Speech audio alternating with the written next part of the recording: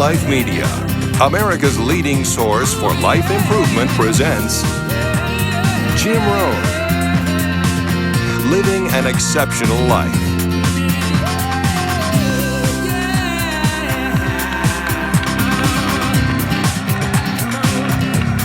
Hey, thank you. How's everybody? Nice to see you. Thanks for coming today. I appreciate it very much, and I'm just delighted to be here. How many of you have never seen me before? This is your first time. Wow, everybody. I keep thinking I'm famous, but I guess, that settles that. Anyway, nice to see you. I've got some interesting ideas to share with you. If you're ready, say I'm ready. And if you'll take some good notes, I got some lists for you to make that you can take home with you and ponder at later times. Some of the things I want to share with you. I was raised in Southwest Idaho. My parents gave me an incredibly excellent start in my life, which I appreciated very much. But I quit school at age 19, unfortunately. My reasoning was, I'm smart enough to get a job. How much smarter do you need to be? And with that shallow thinking, I quit school, age 19, and got a job, went to work. A little while later, got married, started a little family, and I'm struggling and, trying to do my best. But it seems like each year I'm falling just a little bit further behind. Finally, age 25. The climax of my sort of, weariness with where I was, not doing as well as I thought I should. I hear a knock on my door, and I happen to be home alone. When I opened the door, there was a little Girl Scout about this tall selling Girl Scout cookies. And she gave me the finest sales presentation I've ever heard. Girl Scouts around the world, no better organization. And we've got these cookies, only $2, several flavors. And with a big smile, she very politely asked me to buy. No problem, I wanted to buy. Big problem, I haven't got $2 in my pocket. Now I'm a grown man, I live in America, I've been to 1 year of college, I'm married, I've got a family, and I don't have $2 in my pocket.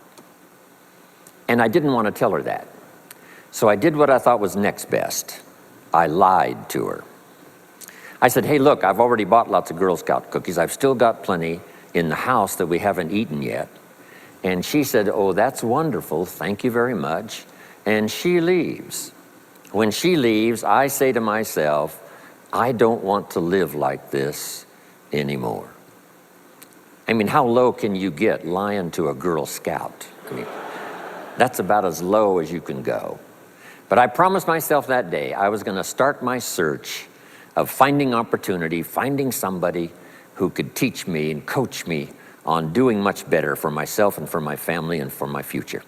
And shortly after that, I met a most extraordinary man, very wealthy, but a friend of mine said, you got to meet this man. He's rich, but he's easy to talk to. He's got a unique philosophy of business and life. And the more he told me about this man, the more I said, I've got to meet this guy. And shortly after that, I had a chance to meet him. Sure enough, when I met him, I was impressed. Obviously, he was rich, but he was friendly and easy to talk to. And I said to myself, if I could just get around someone like him, and if he would coach me, I would be willing to learn anything.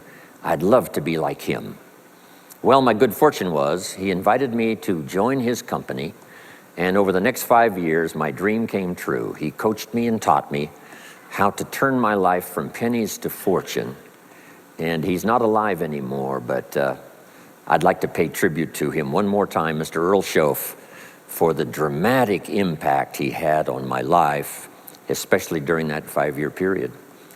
And so my whole life turned around. I made my fortune by the time I was 32, starting at age 25. And some of the ideas that I want to share with you today came from that 5-year experience.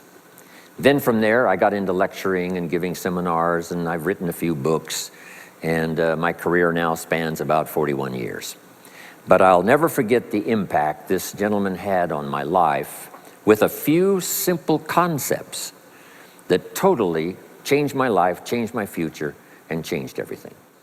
Jim Rohn's view of the 21st century. Here's number one: unprecedented opportunity. We not only have begun a new century, century 21, it's a new millennium. A millennium is a 1,000-year period. We've had 6 so far.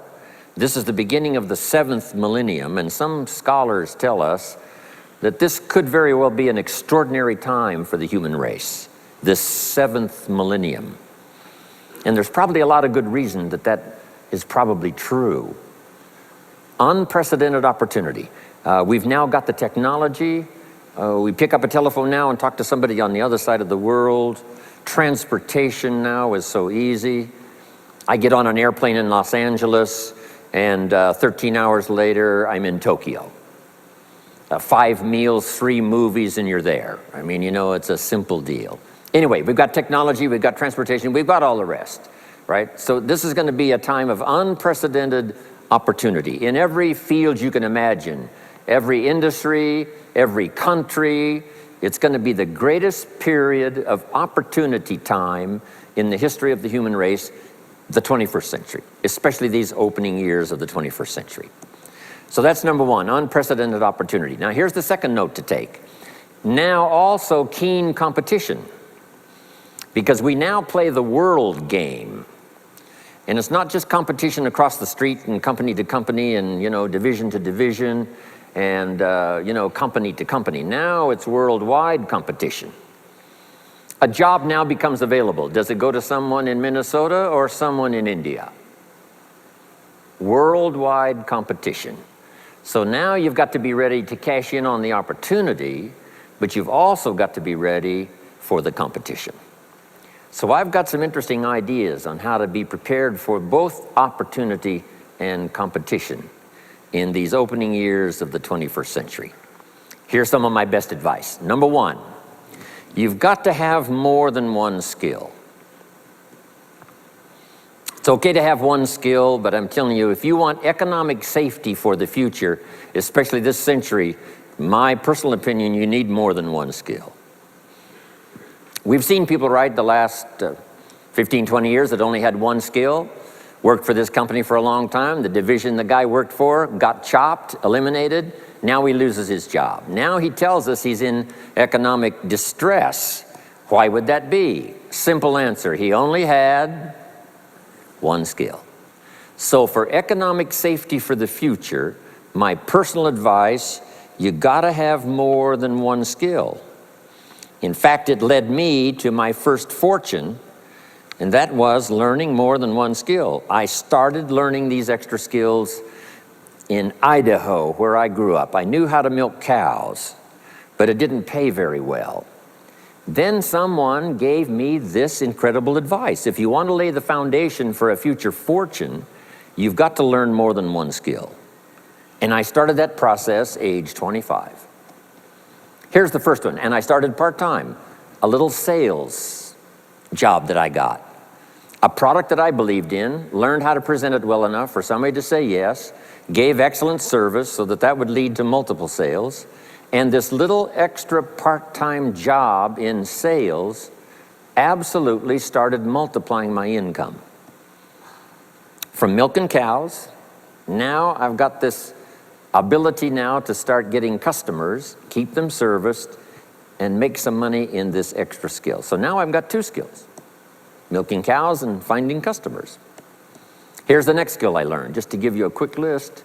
Next was finding good people. If you've got a little enterprise going and you need some people, you have to just go look for them.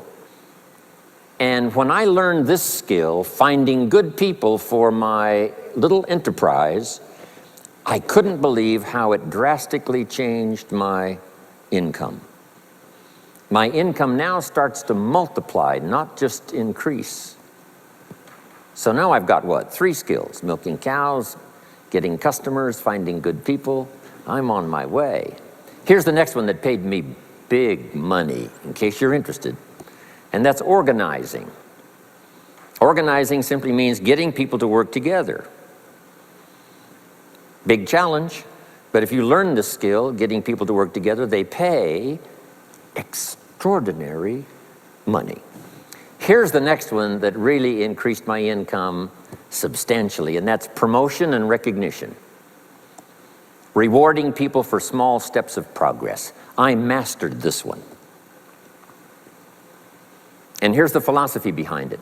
Be so busy giving other people recognition, you really don't need it for yourself. I mastered this. Guess what it pays? Big money. Let me just give you one more, and it's in 3 parts. And that's communication. Learning to affect other people with your language. Of all the things not to be lazy about, it's language, because words can work miracles. And communication I found in 3 parts. Here's number 1, training, showing somebody how the job works. Showing somebody how the business works. We call that training. I got good at that, paid big money. Here was the next one, teaching. Teaching people how life works. Teaching people how to set goals. Teaching how to become a leader, manager, entrepreneur. Stepping up to the higher opportunity and better challenge. This one paid me extraordinary money. But this one paid the best, learning to inspire. Helping people to see themselves better than they are. So I've got how many skills, right? A big long list. So safety, economic safety for the future, especially the opening years of the 21st century. Learn more than one skill. Here's number 2. It would be good to learn more than one language. Some of my business colleagues who speak 3 or 4 languages earn $3-4 million a year. One of my friends, Leon Weisbein from Russia, I remember when he was making $3 million a year, he spoke 3 languages. Here's what he said, I think I'll learn another language, make another $1 million.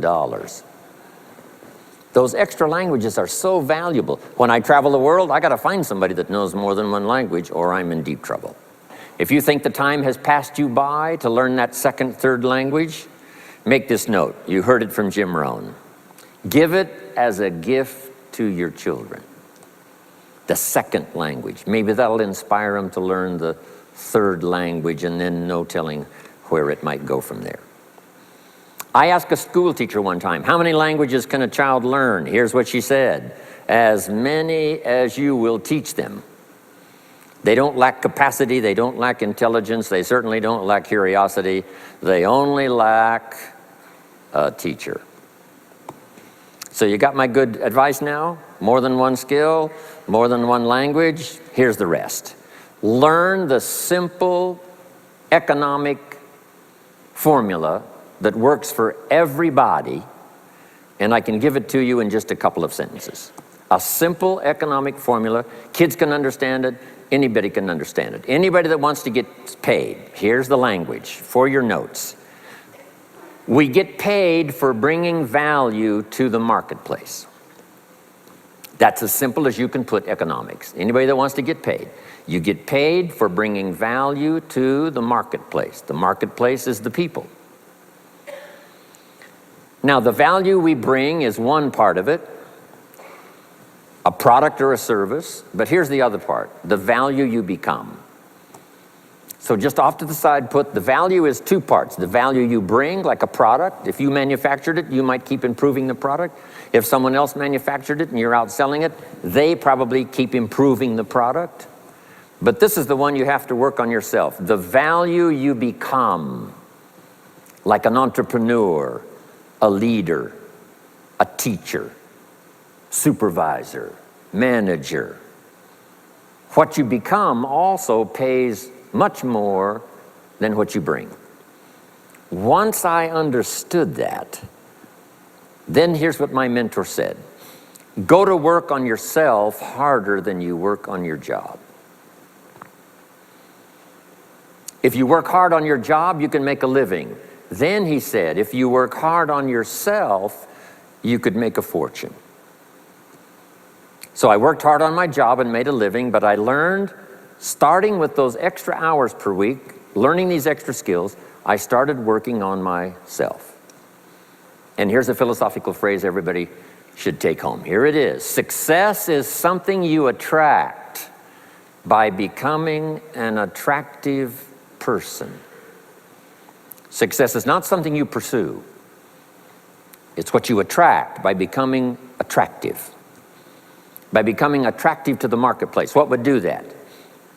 Multiple skills, multiple languages, and then some of the things I'm going to talk about the rest of the seminar.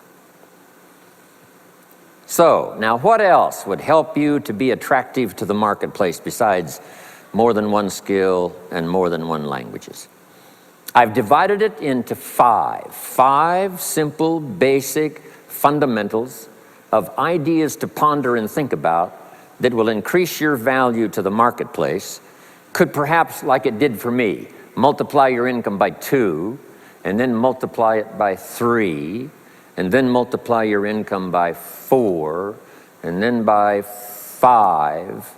And once you get there, it's not that difficult to multiply it by 10, because all you have to do is make sure you become more valuable and more valuable and more valuable. You don't have to work on the economy, because here's the first note. Each person's income is determined primarily by their philosophy, not by the economy. Once I understood that, then I said, well, I don't have to go to work on the economy. And the answer was no. You only have to go to work on yourself to make yourself more valuable. So now here's 5 things I want to share with you. And the first one is your personal philosophy. What could get you more prepared and ready for cashing in on the opportunity of the 21st century? And here's the first one, personal philosophy. Your personal philosophy is like a guidance system that helps you make decisions what to do, what not to do. From the information you get and what you learn and what you know, we decide. Maybe your philosophy would have been 5 years ago never to attend seminars like this. You just didn't go. Now 5 years later, here you are. Something happened along the way to change your mindset, saying, hey, for the money and the time, if I just get one good idea and walk away, it certainly is worth the money and the time. So now that little amendment in your philosophy, you now say, I'm going to regularly go, because it doesn't take but a few ideas to make a great difference in your income, personal life, social life, and all the rest. So now you know that's valuable. A change of mind, a change of idea. So that's what personal philosophy is all about. The more we learn, the more we know, the better we're able to make better decisions about 2 major things. Your philosophical guidance system does 2 things. For your notes, number 1, helps you to see the dangers on one side so you can avoid those. But here's what else your guidance system does. Personal philosophy helps you to see the opportunities on the other side so that you can expand those, maximize those. And here's what that's called. The game of life is to minimize the dangers and maximize the opportunities.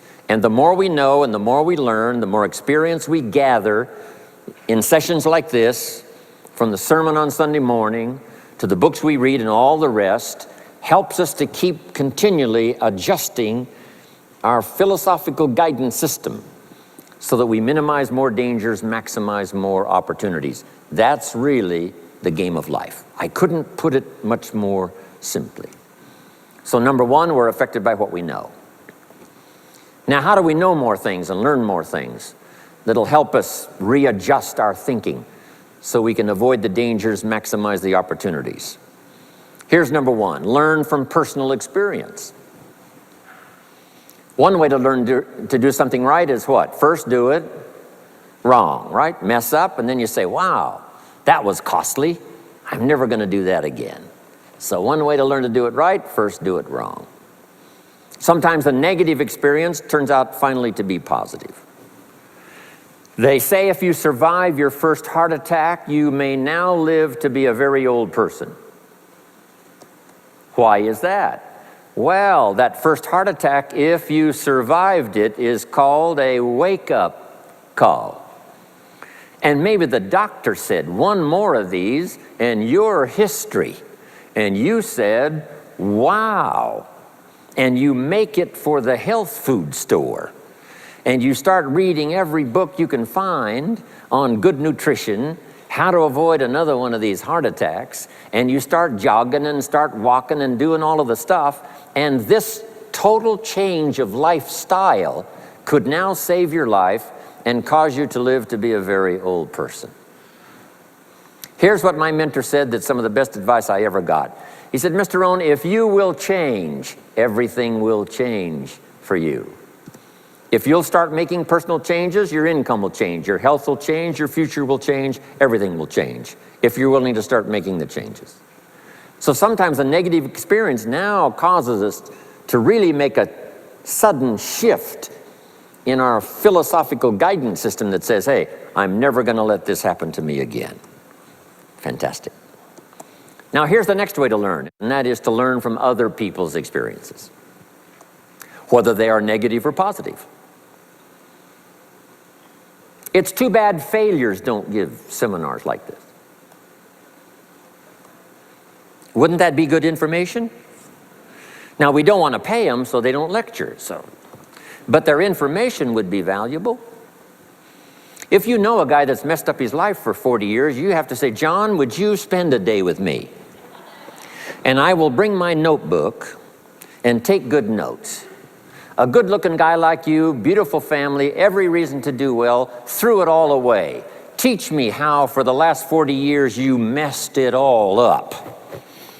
And he tells you, and you take good notes. Learning from the negative side of someone's experience. If somebody tells me these eggs are rotten, I'm not going to make an omelet and try it, right? I'm just going to take their advice and their know-how. So, learn number one from your own experiences, learn number two from other people's experiences. And my mentor taught me to always keep a journal. Here's what he said, don't trust your memory. If you want to live a dynamic life, multiplying your income, multiplying your future, be a good student. If a good idea comes your way, write it down, then ponder it, then perhaps go do it. Okay. Now, your philosophy comes from what you learn, comes from what you know, comes from other people's experiences. 3 ways now to learn from other people. Here's number one, learn from what you see. One of the great watchwords of these early years of the 21st century, pay attention. If you just watch, you can pick up clues. Success leaves clues. And if you'll be a better observer of the winners and the losers, those that are doing well and those that are falling behind, and just take mental notes and good notes and say, I'm going to adjust what I'm doing based on what I see. Here's number 2. We learn so much from other people based on what we hear. Here's good advice on that. Be a selective listener. Listen to voices of value that have experience, ideas, reputation, something valuable to share. Now here's number 3. Read all the books. Now there's millions of books, so you can't read all the books. But make this note. Read all the books you need to read to make you as wealthy as you want to be, as healthy as you want to be, as prosperous, as productive, as unique a human being as you want to be. Read all of those books. Don't leave those books go unread. My mentor got me started on my library when I was 25. I got one of the best. If you saw my library, you would be impressed. I haven't read everything in it, but I feel smarter just walking in it, right? My library. I was smart enough to buy it all. Now I got to be smart enough to read it all. Now jot this down. When you do read, you have to sort through what you read and decide which is valuable to try. That's part of the process of learning. Gathering information and sorting through it. One, the information that would apply to you, and what you think would be valuable based on your current philosophical opinion. So read all the books. Our lives are greatly affected by what we learn and what we know. Now here's number 2 of these very basic 5 things I want to share with you. First, your personal philosophy. Here's number 2, your attitude. First, we're affected by what we know. When I talk to the kids in high school classes, college classes, that's the first thing I tell them. Get the information while you're here. Right? Nothing worse than being stupid when you get out of school. So get the information. Being broke is bad, but being stupid is what's really bad. And what's really, really bad is being broke and stupid. Nothing much worse than that, unless you're sick. Right? Sick, broke, and stupid. That's about as far as you can fall unless you're ugly, right? But surely that would be the ultimate, right? The ultimate negative life. Ugly, sick, broke, and stupid. So learn all you can. We're affected by what we know, so get the information. Don't be lazy in learning. Don't be lazy in going through the books, building your library, coming to classes like this consistently. Some of them will be so dramatic, your life will never be the same. Maybe this is one of those today. Next, we're affected by how we feel, attitude. This is the emotional part. We need the intellectual part to set sail. So as the winds blow, we can still get where we want to go. Redefine, keep strengthening our psychological and philosophical guidance system. But now we're also affected by the emotions. That's the power. And jot these notes down as I hurry along now. 4 things to consider on attitude and how you feel. Here's number 1. It's how you feel about the past. It's important to make the past useful. Past experience, even past losses, past failures, as well as successes. To review it and go back over it, see where you went wrong, correct that, invest that now in the future. Don't live in the past, and don't carry the past around like a burden, but simply use your past as one of your mentors to help refine mistakes, make some changes that you can invest now in the future. Here's the second attitude. It's how you feel about the future. We look back for experience, but number 2, we look forward for inspiration. Now, where does the inspiration come from? Looking forward. Here it is, learning to set goals. Number 1, decide what you want. Takes more than 5 minutes. Take some time and decide what you want. Where do you want to go? What do you want to do the next 10 years, 20 years? What would you like to become? How many skills would you like to learn? What are the books you want to read?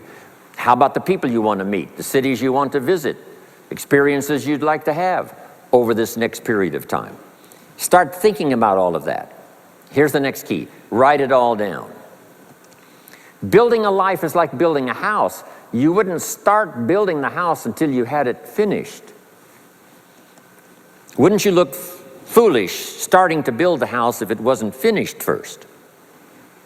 What if you were laying bricks and somebody came by and said, "What are you building here?" And you said, "I have no idea." See, they would take you away to a safe place. So building a life is a lot more important than building a house. And yet people treat it so carelessly and so casually about planning and making plans for what they want their life to work out to be. So I'm asking you not to be casual anymore. Start designing the future for yourself, for your family, for your business, for your future. Okay, decide what you want. Okay, so from the past we get experience, from the future we get excitement, inspiration by setting goals. Now here's the next advice. Put everything on your list of goals. Little things, insignificant to someone else but important to you.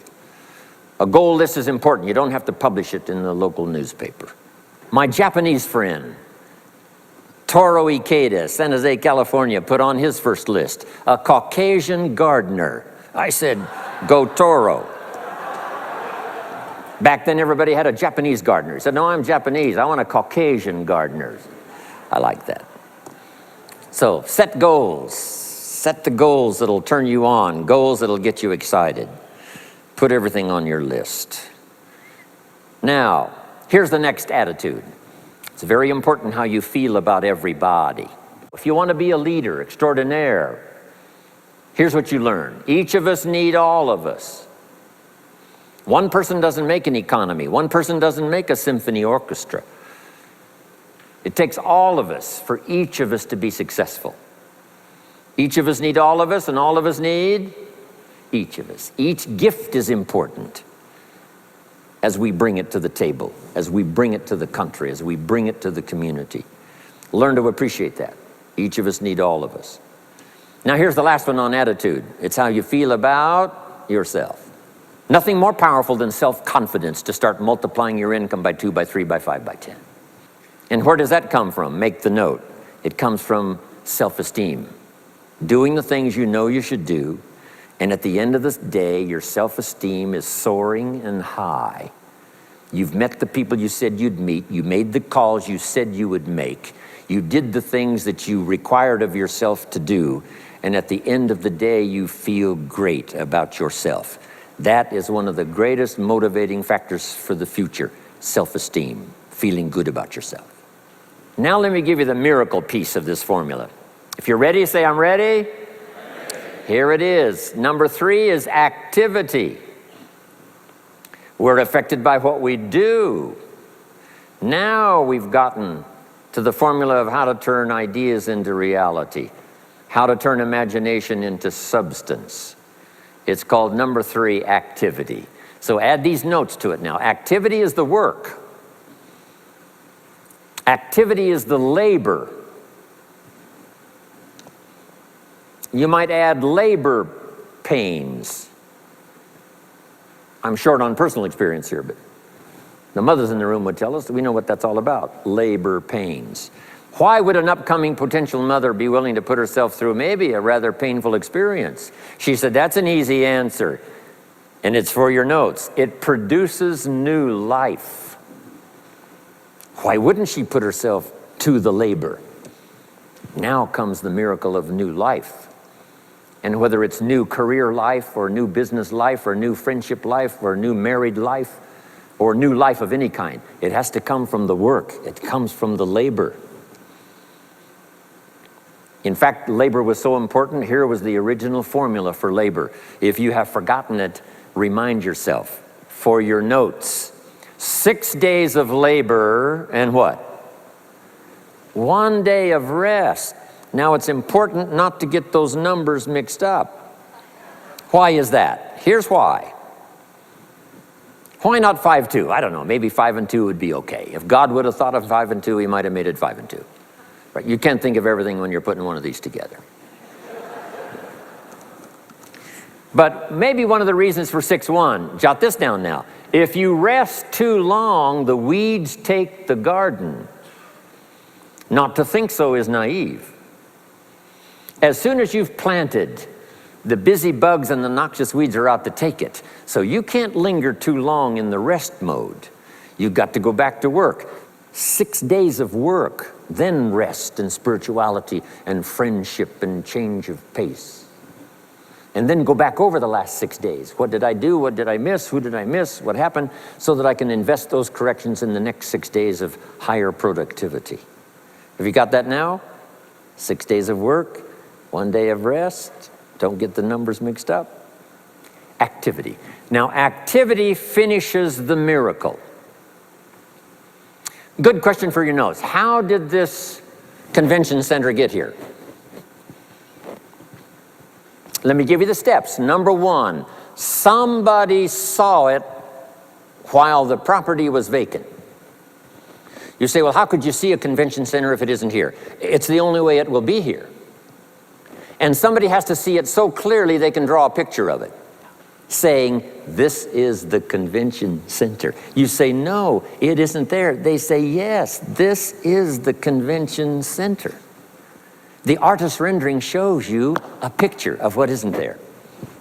That's the beginning of imagination. So to turn nothing into something, here's what you do. Imagine the possibilities. That's why we recommend testimonials for someone to say, hey, I started with pennies and I made a fortune. And when they finish, sometimes they say something like this, if I can do it, what? You can do it. And we start imagining the possibilities. Here's number 2, have faith to believe that some of them are possible for you.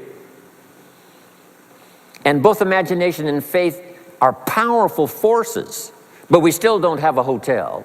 We still don't have a house.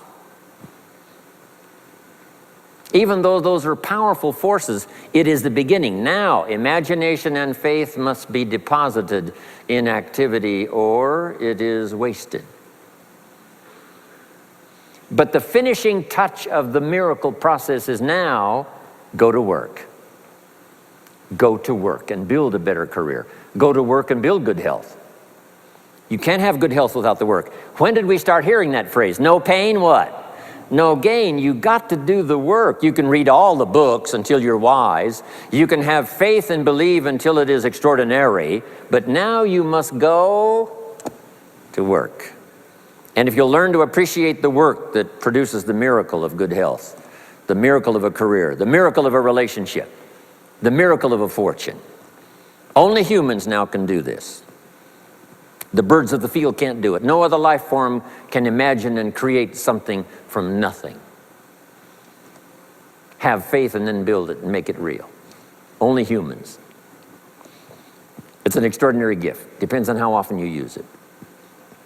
So number one of the ideas I wanted to share with you to make this an extraordinary opening year century for you is philosophy. We're affected by what we know. Second is attitude. We're affected by how we feel. Third is activity. We're affected by what we do. Now here's the final two pieces. Number four, learn to measure progress. Once you've set up a project now, you want to turn nothing into something, now you must measure your progress. How are you doing? Here's how we teach it to our children. Life expects us to make measurable progress in reasonable time. Measurable progress in reasonable time. That is the game of life. So part of it is not just to set up the proposed project, but as we start working on it, we start measuring how we're doing. Now first, what is reasonable time? You can't ask someone every 5 minutes, how are you doing now? See, that's too soon. Guy says, I haven't left the building yet. Give me a break. Now, we can't wait 5 years. That's too long. So there's reasonable time. So make this note now. What is reasonable time? One, at the end of the day. A conversation a father should have with his daughter today, because the magic is there. If he waits till tomorrow, the magic may be gone today. Next is a week. Make that note.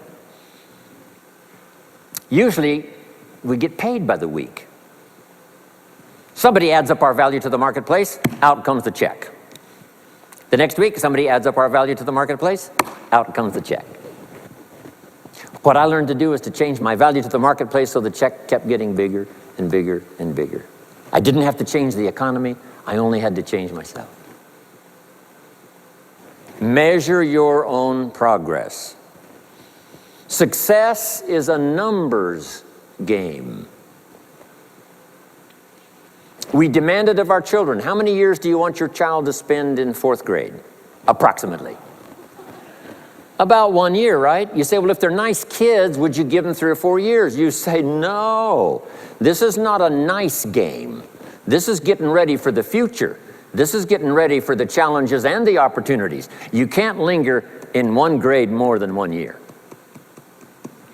Now make this note. The same should go for us as adults.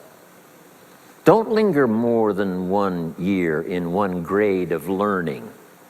Adult, management, entrepreneurship, leaderships of all kind. Keep up the pace of learning. Okay. The numbers. Measure. Count. Now here's the key. Face the truth. If you're only making this much progress, you know, there's no use trying to kid the world, no use trying to kid anybody else, and especially don't kid yourself. If in a period of time you've only made so much progress, you just got to swallow hard and say, this is the truth. I've got to face it. Now, what could I do to start increasing my progress and make my health better, make my income better, make my investments better, make my value to the marketplace much better, get busy learning the second skill and the third skill and the next language and the next language to increase my value. I got to get busy and do that. See if you will do that. I promise you, one of the greatest motivating factors in the world is progress. And if you'll measure it, you'll get excited. Now here's number 5 of the 5 major things I wanted to share with you to make these opening years of the 21st century really pay off for you. And here's the word, lifestyle. Learning to live well, because the ultimate essence of life is not a Ferrari. The ultimate essence is not a home. The ultimate essence is not a bank account. It's not $1 million. It's not a fortune. Here it is. The ultimate essence of life is learning to live a good life. That's the key. Whether you have modest resources or whether you have mega millions, either way, the real key is learning to live a good life. And so in my closing 5 minutes, let me give you what I think is a good list. Now, this is the short list. In other presentations, I cover a longer list, but this is called Jim Rohn's short list for living the good life. Here it is. Number 1, productivity. You really won't be that happy if you don't produce. And here's the next bit of advice on that. Produce to the max if you possibly can. To produce a little is okay. To produce enough is okay.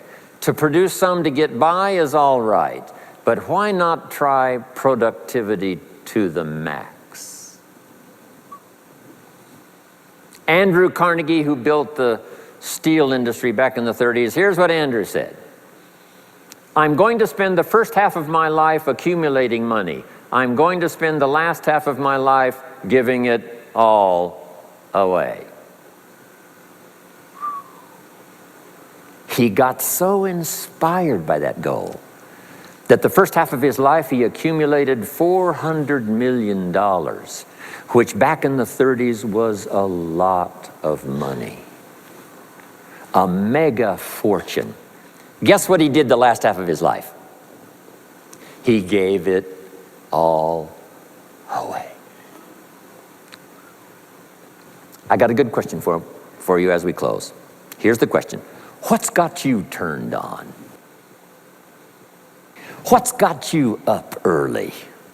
What's got you eager to face the day?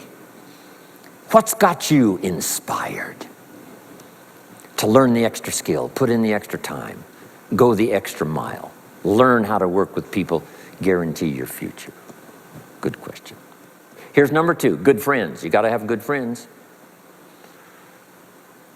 The best support system in the world is good friends. Collect and nourish those as priceless. Good friends are those wonderful people who know all about you and still like you. Those are good friends. Here's number 3, your heritage. What's made America so unique among all the nations of the world and the greatest experiment in the history of the world? And that is the depository of gifts that have come to America over the last 300 or 400 years. The heritage from all walks of life, all over the world. Now, the key to keeping America vital and powerful and unique for generations to come is to keep alive these heritages. The music, the dance, the costume, the customs, the literature, the poetry, and all the rest combined together, making us an extraordinary, unusual nation among nations. Keep your heritage alive. Here's number 4, your spirituality. Whatever you believe in terms of spirituality, that's important. And I've got 3 words for you to consider. Here they are. Study, practice, and teach. Whatever you believe in terms of spirituality, study, practice, and teach. Don't leave your spirituality unstudied, don't leave it unpracticed, and don't leave it untaught. It's one of the major components of a good life. And now to close for your notes. Take special care of the inner circle. Family, close friends. Nourish them, they will nourish you. Inspire them, they will inspire you. And take care of the details, the little things that makes it special for family and friends. When my father was still alive after my mother died, my father lived about another 7, 8 years. When I used to travel, I would try to call him while he was having breakfast with the farmers, southwest Idaho. make a special day. If I'm in Israel, I got to get up in the middle of the night, but I call in the middle of the night, Papa, I'm in Israel. And they would bring him the phone in this little cafe called the Decoy Inn. And Papa would say, Israel, son, how are things in Israel? And he'd talk real loud so everybody could hear, right? Say, Papa, they gave me a reception last night on the rooftop overlooking the Mediterranean. He'd say, overlooking the Mediterranean.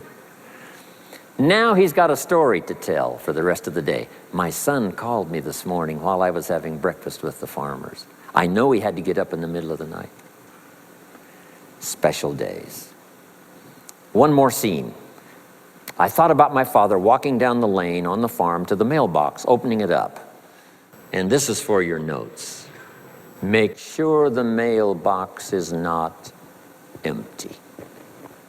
My father lived to be 93.